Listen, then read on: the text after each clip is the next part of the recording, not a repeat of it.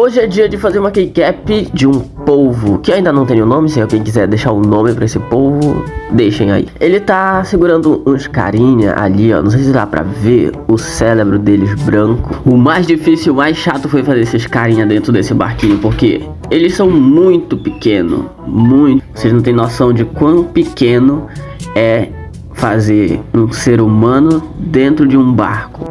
Aproveitando que eu estava fazendo esse polvo, veio na minha cabeça uma ideia de criar uma história também pra ele.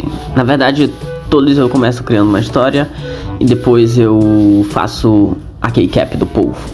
Bom, consiste no seguinte fato: os carinhas estão lá navegando no alto mar, de repente surge ali uma escuridão, aí surge uma cabeça vermelha, que não é o que vocês estão pensando, é um polvo gigante querendo matar eles.